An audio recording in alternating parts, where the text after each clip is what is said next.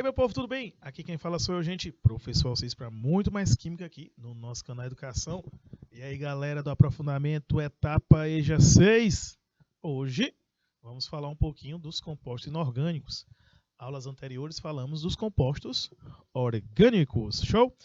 Então, a aula de hoje, aula da próxima semana, vamos falar um pouquinho dos inorgânicos, um pouco das aplicações.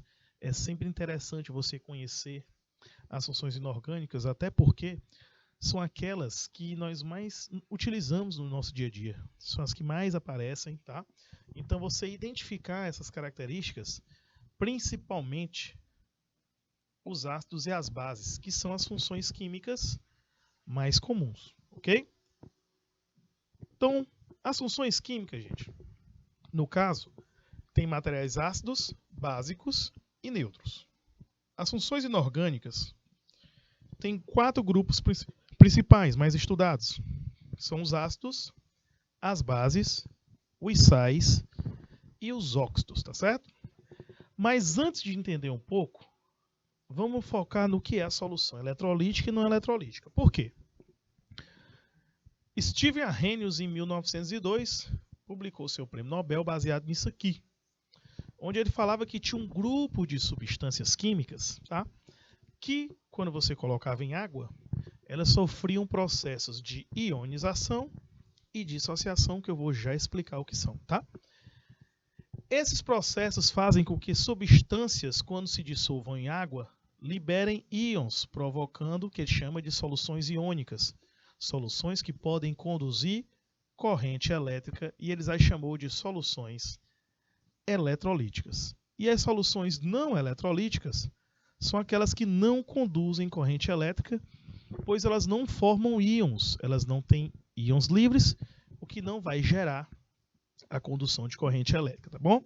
Então, no caso das soluções eletrolíticas e não eletrolíticas, o que nós vamos observar é que com esse estudo, Arrhenius percebeu que 2 grandes grupos de substâncias sofriam esse processo, os ácidos e as bases, e hoje nós identificamos também os sais sofrendo tais processos, tá bom? Então, o que é a solução eletrolítica? É uma solução química que, quando uma substância é dissolvida em água, ela sofre um processo ou ionização ou dissociação, dependendo da substância, e essa liberação de íons faz com que ela conduza a corrente elétrica. Já não eletrolítica, não conduz. Por exemplo, sal de cozinha em água, ele forma íons. Água e sal de cozinha conduz bastante corrente elétrica. Já o açúcar é uma substância que, quando se dissolve em água, não sofre esses 2 processos que eu acabei de citar. Então, nesse caso, elas não vão conduzir corrente elétrica. Funciona assim. Olha essa imagem. Uma solução eletrolítica, ela possui íons livres na solução. Então, quando você passa uma corrente elétrica aqui, ela passa livre de um eletrodo para o outro, fazendo assim com que uma lâmpada acenda, se você fizer um circuito desse, um sistema desse aí. Só que a solução não eletrolítica, ela não forma íons, então essa condução aqui, ó, não vai acontecer, tá? Por quê? Os íons facilitam a condução da corrente elétrica pelo meio aquoso. Quando você não tem esses íons, a corrente elétrica não vai conseguir transitar, porque não existe carga, ela precisa de carga para haver a passagem de um eletrodo de um polo para o outro, tá? Com isso, soluções eletrolíticas, a lâmpada não vai acender. Esse experimento também é muito utilizado para identificar quando nós temos uma solução que conduz corrente elétrica de uma maneira mais forte e outra que conduz de uma maneira mais fraca, que é quando nós temos um ácido forte ou um ácido fraco, uma base forte ou uma base fraca. Até mesmo um sal muito solúvel, um sal pouco solúvel. Nós conseguimos observar tais detalhes, tá? Então, seguindo aqui, vamos falar da primeira substância de hoje, os ácidos. Quem são os ácidos? São substâncias químicas que têm uma característica no sabor interessante. Os ácidos fracos, eles são azedos. O termo acidez e azedo são sinônimos. Então, Cuidado, não se pode provar qualquer ácido, tá bom? Os ácidos fortes são extremamente corrosivos, as bases também. Então o que a gente prova são ácidos fracos, como sucos de frutas cítricas, que tem ácido cítrico e ascórbico. Por exemplo, o vinagre, que é muito utilizado como condimento em saladas, é ácido acético. Entre outros ácidos que estão presentes no nosso cotidiano, que nós podemos consumir porque são fracos. Cuidado, viu? Ácido forte e moderado de maneira alguma em contato com o corpo sem proteção. Tá?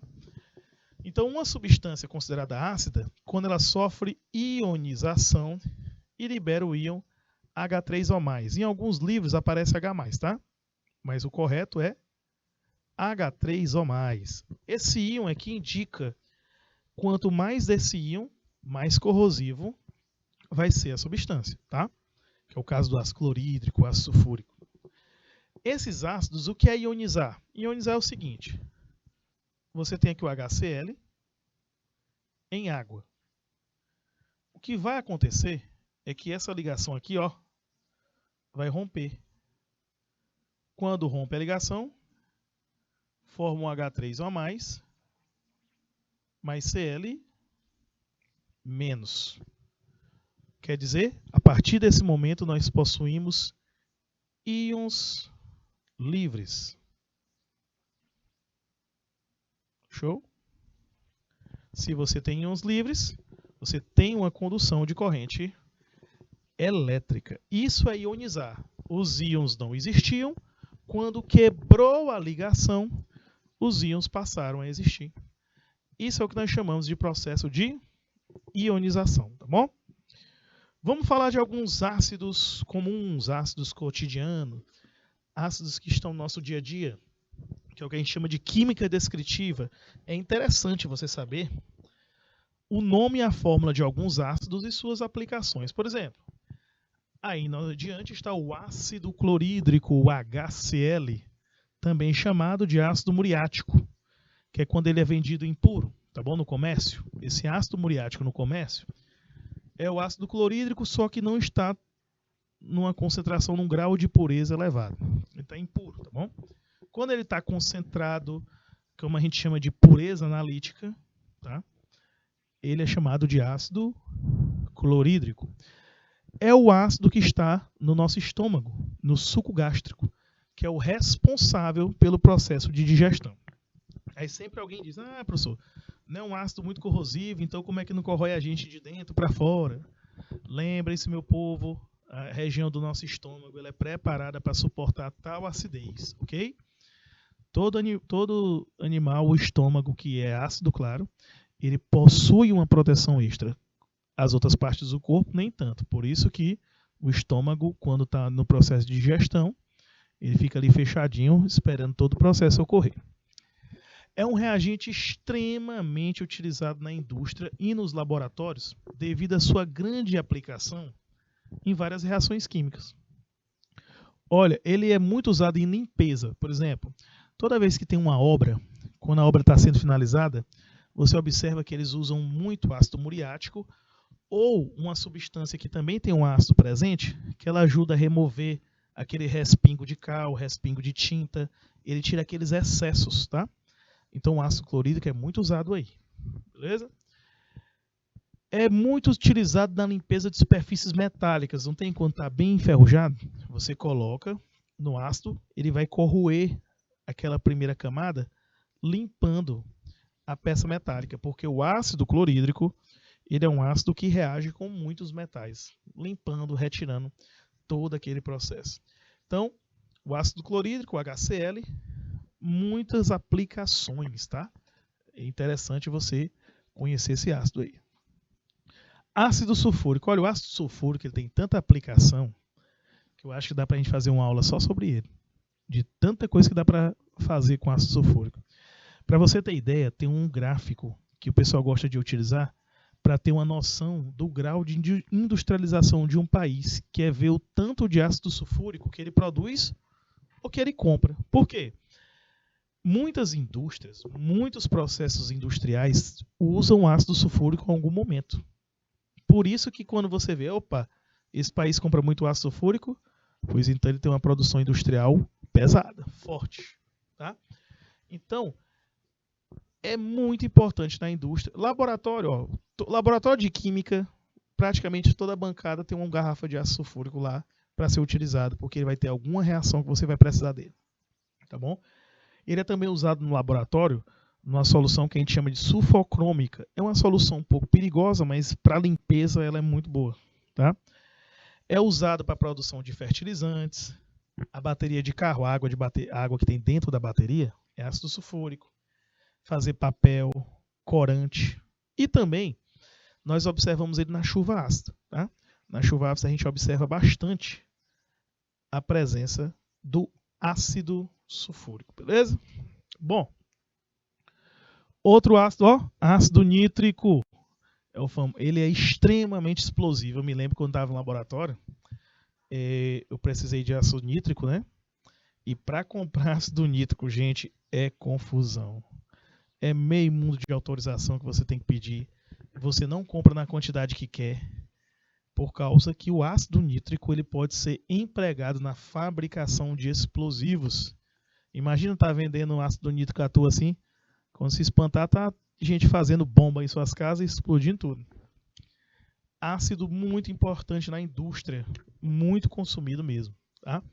Tá presente na chuva ácida que nem o ácido sulfúrico.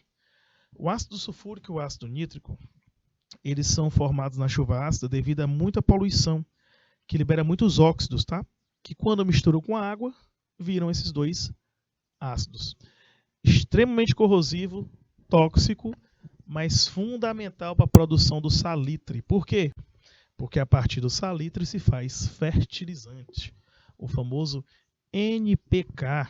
Gente, NPK, que é os fertilizantes que tem nitrogênio, fósforo e potássio. E o nitrogênio é bastante obtido a partir do ácido nítrico, tá bom? Outro ácido ali em cima, fosfórico, muito aplicado na fabricar refrigerantes e fertilizantes agrícolas.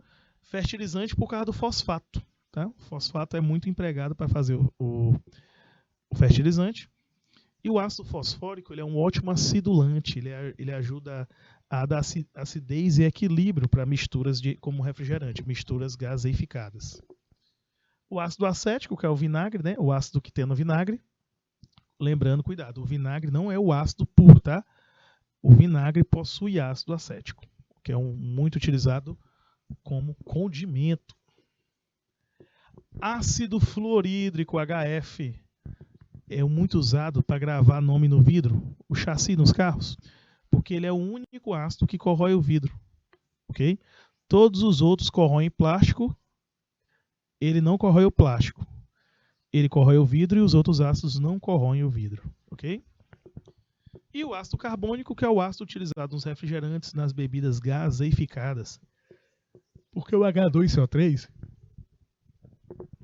ele se decompõe com bastante facilidade, se decompõe liberando o gás carbônico, que são as bolinhas que a gente vai ver quando nós estamos abrindo uma bebida gaseificada, observando toda aquela chuva ao contrário.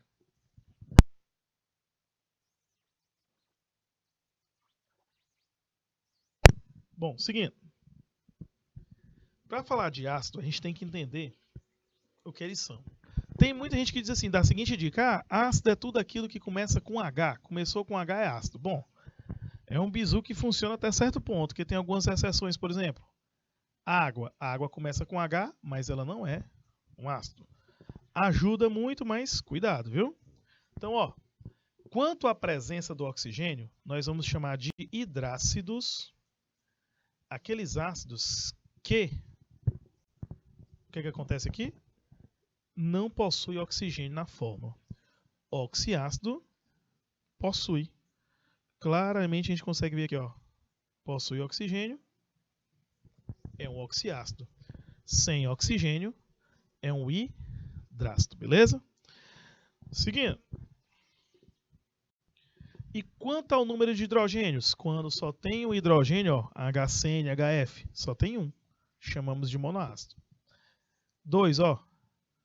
Diácido, tem 3 hidrogênios, triácido, 4 tetrácido. Viu como é simples? Tranquilo demais? Só na manhã?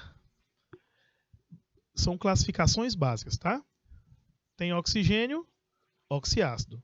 Não tem oxigênio, hidrácido.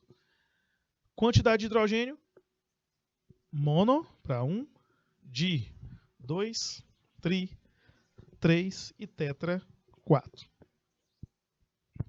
Quanto à volatilidade? Ácidos voláteis são aqueles que têm baixo ponto de fusão. Ácidos fixos, aqueles que têm alto ponto de ebulição. Ebulição, desculpa, tá bom? Os principais é o fosfórico e o sulfúrico. Grava esses dois. Tá? E os ácidos que são sólidos. Os demais são voláteis. Quanto à força, que é a parte importante. Força dos ácidos. Nos hidrácidos, a regra é a seguinte. Esses três são os únicos fortes. HCl, HBr, HI. O HF é um ácido moderado. O resto é fraco. Tá? Nos oxiácidos é facinho. No hidrácido é só gravar essa regrinha. Já nos oxiácidos, nós temos que pegar a diferença do número de oxigênios menos o número de hidrogênios ionizáveis. Por exemplo, ó, vamos marcar aqui 4 oxigênios, 4, 2, 3. Hidrogênio tem 3, 1, 2 e 1. Olha como é que fica aqui. Na hora de calcular, 4 oxigênios menos 1 hidrogênio, 3. 4 oxigênio menos 2 hidrogênios, 2. 2 oxigênios menos 1 hidrogênio dá 1. 3 oxigênios menos 3 hidrogênios vai dar 0. Então aqui é muito forte, porque deu 3. Como deu 2 aqui, ó, forte. Como aqui deu 1, ó, moderado. E aqui, fraco. Quando dá 0, um ácido fraco. Então essa tabelinha você tem que gravar. O número de oxigênios menos o número de hidrogênios, nós vamos identificar se é forte, moderado ou fraco. Agora, na hora de dar um nome, tem que observar se é hidrácido ou oxiácido. Se for hidrácido, é só colocar hídrico no final. Por exemplo, ó, HBr, ácido, como é o bromo, coloca o bromo e o final hídrico, ácido bromídrico. Show? HI, ácido iodídrico. Beleza? HS, ó, ácido sulfídrico. Viu como é simples? É só colocar o hídrico no final. Tá vendo esses três últimos aí? Eu vou dar um minutinho. Pensa como é que fica o nome. Eu venho já e boto para vocês.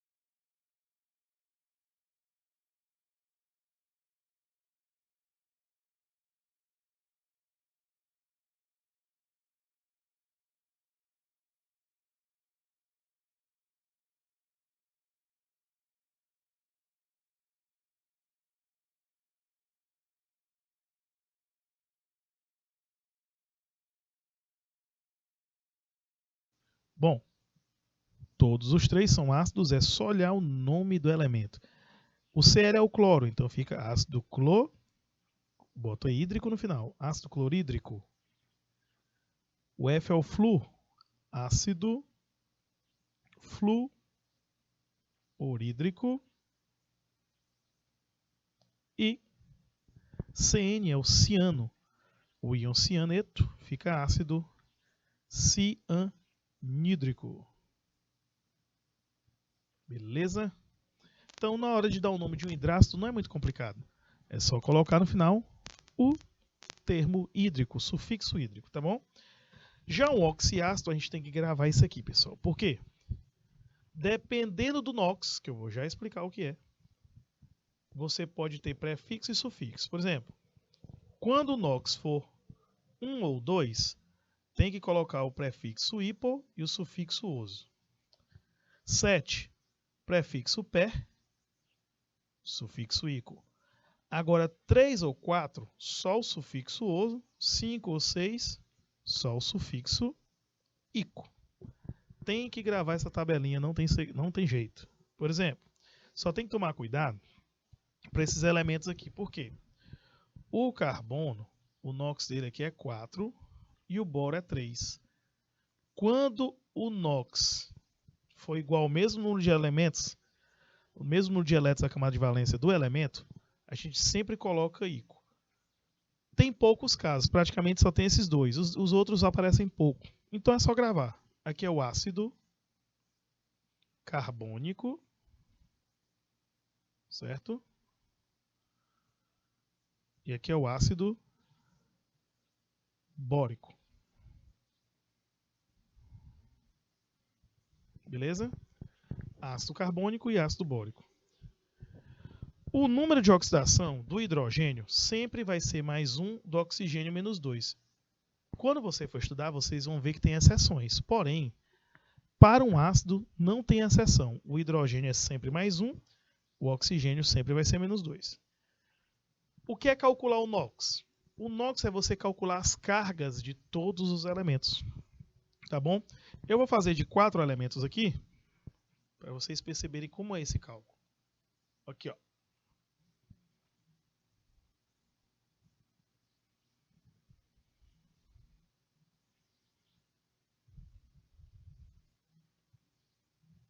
Vamos aqui, ó. Seguinte.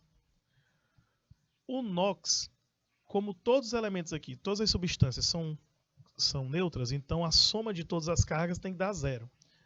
O hidrogênio tem carga 1, o oxigênio carga menos 2. O boro a gente não sabe. Então tem que fazer a soma e a soma tem que dar 0. Então, ó, 1 mais x mais menos 2, que é a mesma coisa de menos 2, tem que dar 0. Aqui fica x menos 1 igual a 0. Quando joga para o outro lado, x vai dar 1. Ok? Hidrogênio mais 1, oxigênio menos 2. Então fica, ó, mais 1, mais x, 2 vezes 4, 8. Menos 8. A gente também tem que multiplicar a quantidade que aparece, tá? Porque menos 2 é o NOx de um átomo. Se tem 4 átomos, tem que multiplicar por 4. Então fica x menos 7, né? Porque menos 8 mais 1 dá menos 7. Quando joga para o outro lado, o NOx vai dar mais 7. Esse é o NOx do bromo. Ácido sulfúrico, mais 1, x menos 2, soma todo mundo, ó. 1 vezes 2, mais 2, mais x, 2 vezes 4, menos 8, igual a 0. Menos 8 com 2 vai ficar menos 6, jogou para o outro lado, mais 6 é o NOx do enxofre aqui. Olha esse outro caso, mais 1, x, menos 2, soma todo mundo. 1 vezes 2, 2. Mais x, 2 vezes 3, 6. Menos 6, igual a 0. Menos 6 vezes 2, menos 4. Jogou para o outro lado, mais 4. O cálculo é feito assim, mas para facilitar a nossa vida, a gente tem que aprender a fazer de cabeça. Eu sempre digo para os meninos, ó, vamos aprender a fazer de cabeça esse cálculo. Quem quiser anotar essa resolução, dá um pausezinho aí para anotar essa parte. E olha aqui, ó. Ó, aqui eu já sei que é mais 1, mais 7, mais 6 e mais 4 que a gente acabou de calcular. Como é que eu vou fazer os outros? Faça assim, ó. Se o oxigênio é menos 2 vezes 3 dá menos 6. O hidrogênio é mais 1. A gente tem que somar, né? Menos 6 mais 1 dá menos 5. Eu sei que a soma tem que dar 0. Qual número que eu somo com menos 5 vai dar 0? É mais 5. Então, o NOx do nitrogênio aqui é mais 5. Ó, o oxigênio é menos 2. Menos 2 vezes 3, menos 6. Mais 1 do hidrogênio, menos 5. Então, para dar 0, aqui tem que ser mais 5. A mesma coisa que a diferença aqui vai dar 1. Então, toda vez que você for fazer o cálculo, tem que seguir este princípio, tá bom? Olha como é que fica o nome. O primeiro é mais 1. Toda vez que for mais 1, nós temos que colocar o prefixo hipo. Ácido hipo, como é o bromo, ó. Brom e o final oso. Hipobromoso. Ó, o NOx deu 7, então fica ácido aí brômico. Show? H2SO4, ácido sulfúrico. Ácido sulfúrico. H2SO3, ácido sulfuroso. Por quê? Quando o NOx é mais 4, o final é oso. Quando o NOx é mais 6, ico. 1 e 2 ou 7, temos que botar os prefixos. Eu quero que vocês tentem até o nome desses 3 aí. Eu vou dar um tempinho aqui, eu venho já com resolução. E aí, me digam, qual é o nome desses 3 últimos ácidos?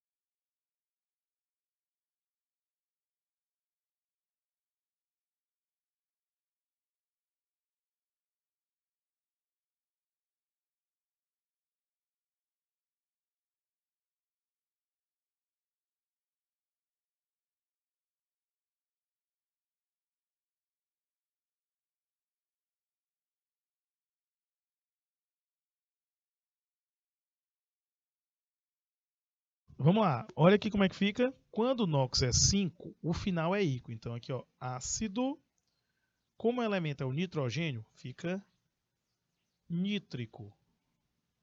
Tá? Cloro, ó, ácido clórico. E aqui, ácido hipoiodoso.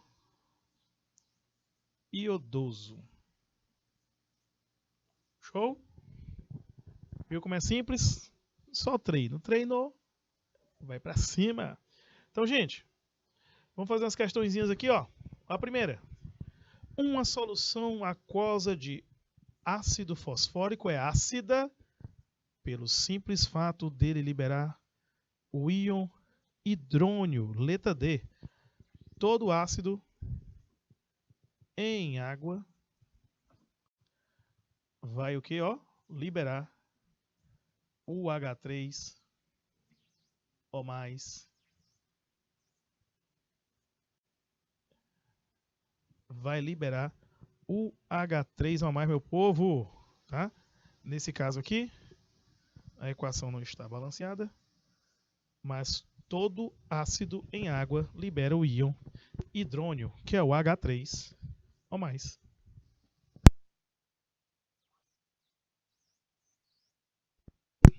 Vamos lá. Segunda. Olha aqui a tabela. Ele deu o nome de um ácido aqui, ó. Ácido muriático, limpeza doméstica e de peças metálicas, chamado de decapagem. Bom, isso aqui é o famoso HCl. Ácido fosfórico, usado como acidulante em refrigerantes, balas e gomas de mascar. A fórmula dele é o H3PO4. Ácido sulfúrico, desidratante, solução de bateria, fazer papel, corante, é o H2SO4. E o ácido nítrico, principalmente em indústrias de explosivos, é o HNO3. Essas são as fórmulas moleculares dos 4 ácidos citados. Lembrando que ácido muriático é o nome comercial para o ácido clorídrico.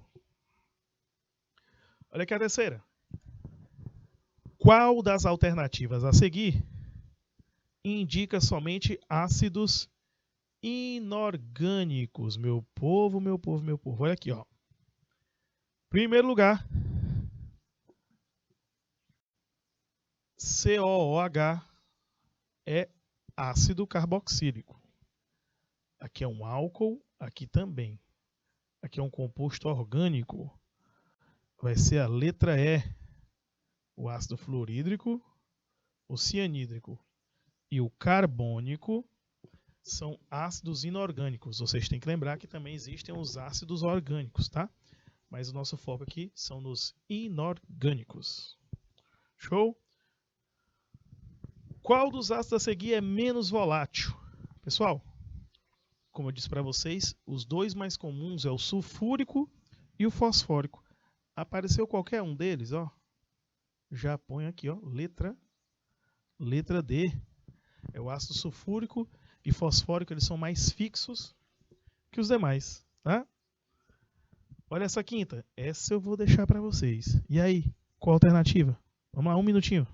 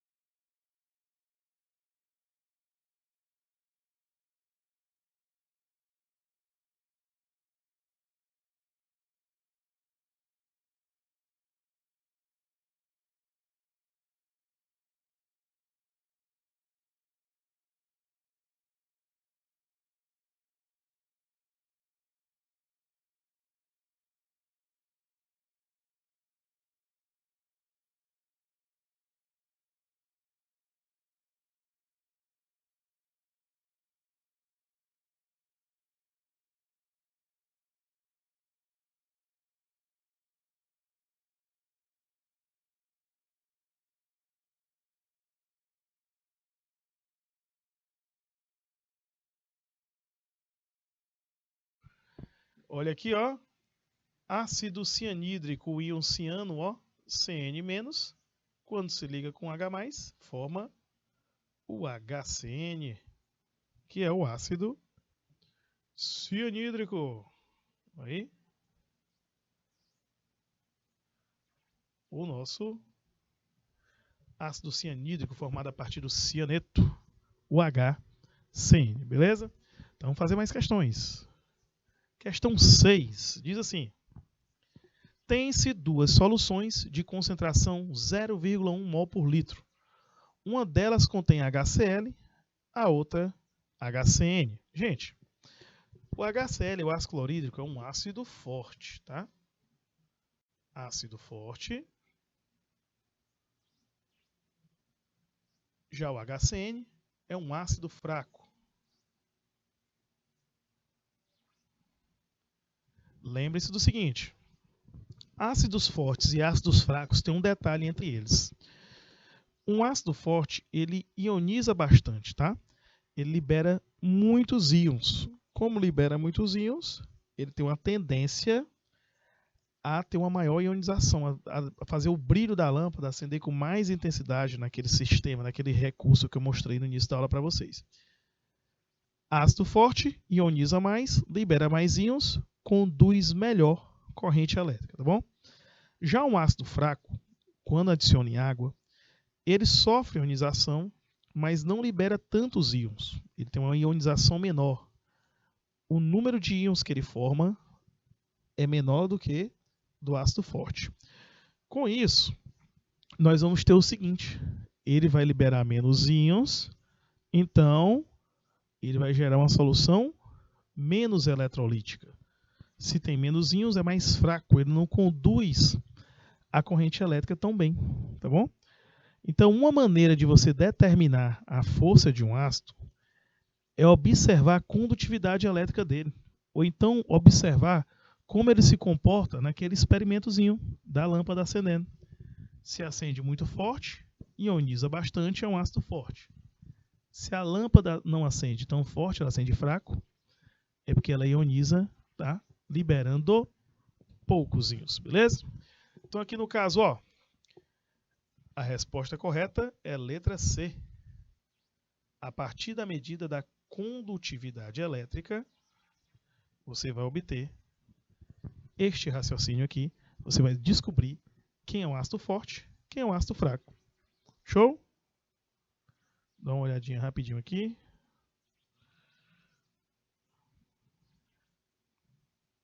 Questão 7. A 7 diz assim, ó: qual das substâncias abaixo provoca um brilho mais intenso na lâmpada se adicionada à água? Bom, HCN, fraco, certo? Amônio também é fraco, uma base fraca. Ácido acético, fraco. E aqui nem ácido é um hidrocarboneto. Agora, o HClO4 é um ácido forte. Aqui, ó. Lembra daquela formulazinha. Número de oxigênios menos o número de hidrogênios, ó, dá 3. Ele é um ácido muito forte.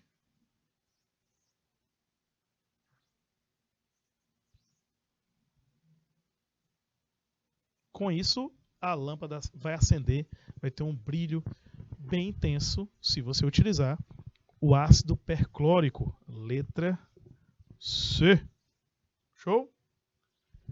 E a oitava? A oitava tem o seguinte, ela tem 4 ácidos aparecendo ali, tá bom? Desses 4, tem um que é exceção, gente, que é esse aqui, ó, o H3PO3. Ele está aparecendo aqui, ó, como se tivesse 3 hidrogênios, mas ele só tem 2 ionizáveis. Ele é um diácido, tá bom? É uma exceçãozinha. Você vê ali 3, mas na verdade só 2 ionizam, tá bom? Os outros 3 seguem um padrão. Ó, o HClO4 só tem um H+ ionizável, é um monoácido. Aqui tem 2, é um diácido.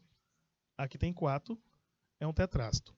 Porém, no caso desse elemento do meio, O H3PO4, como ele é essa seçãozinha, ele vai ser um diácido, por isso que a resposta é a letra C. Show? Tranquilinho? Viu como é simples demais? Fazer a nona. A nona pede para você botar a ordem crescente na força, no caso desses oxiácidos aí, tá? Bom, nesses oxiácidos, o que é que a gente vai ter? A gente vai ter que calcular oxigênio e hidrogênio. Aqui, ó, o ácido sulfúrico, 4 menos 2, vai dar 2. Ácido bórico, 3 menos 3, 0. Ácido cloroso, 2 menos 1, 1. Permangânico, 4 menos 1, 3. Lembre-se que quanto maior o valor, mais forte vai ser o ácido, correto? Então, quanto mais forte vai ser o ácido, eu já sei que o mais fraco é o ácido bórico, o H3BO3, e o mais forte é o HMNO4, que é o ácido mais forte em questão, ok? Então, no caso aqui, ó, a ordem crescente fica como? Do mais fraco, H3BO3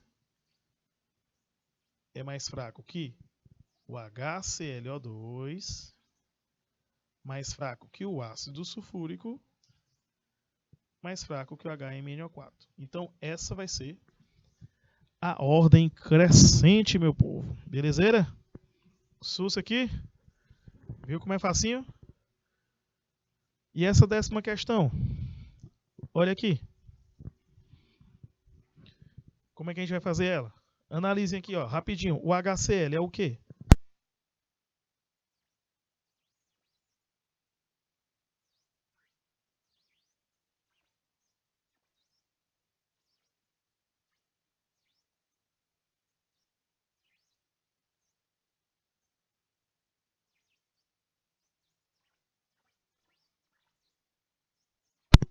Como você pode ver, ó, HCl só tem um hidrogênio, então é um monoácido, só é formado por 2 elementos. Então é binário, é inorgânico, é um hidrácido e é gasoso.